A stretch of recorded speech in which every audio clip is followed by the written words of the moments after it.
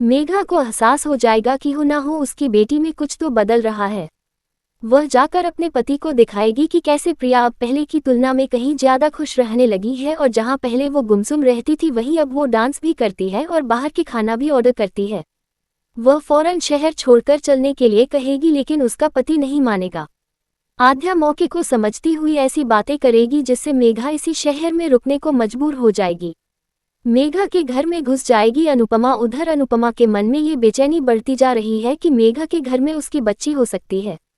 वह मेघा के घर पहुंचकर उसे बचे हुए पैसे देने के बहाने घर में झांकेगी, लेकिन जब मेघा उसे वहां से भेजने की बात कहेगी तो अनुपमा चक्कर आने का बहाना करके घर में घुस जाएगी। जब वह पानी पीकर वहां से जाने लगेगी तो अनुपमा अपना फोन गिरा देगी। मेघा और उसका पति फोन उठाने के लिए नीचे झुकेंगे और इसी बीच आद्या पीछे दरवाजे से झांकेगी। लंबे वक्त बाद अनुपमा और आद्या एक दूसरे को देखेंगे और भावुक हो जाएंगे। आद्या को कैसे छुड़ाएगी अनुपमा?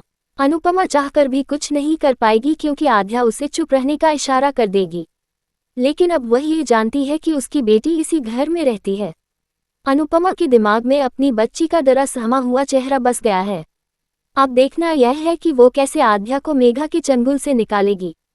इधर यह सब चल रहा होगा और उधर शाह निवास में वनराज शाह आधी रात को जाकर लीला बा को जगाएगा। लीला पूछेगी कि सब ठीक है तो वह कुछ नहीं कहेगा, लेकिन फिर थोड़ी ही देर में कहेगा कि हमें मीनू की शादी कर देनी चाहिए। वनराज करवा देगा मीनू की शादी। असल में वनराज शाह ने मीनू और सागर को रोमांस करते देख लिया है और अब ये बात उसके जेहन में छप गई है कि किसी तरह मीनू के हाथ पीले करके उसे इस घर के भेज देना है। वनराज शाह लीला से कहेगा कि मीनू मेरी जिम्मेदारी है और मैं अपनी बहन और जीजा को निराश नहीं कर सकता। वह कहेगा कि मैं जल्द से जल्द एक अच्छा लड़का खोजकर मीनू की शादी करवा देना चाहता हूँ। लीला भी अपने बेटे की बात पर फौरन राजी हो जाएगी।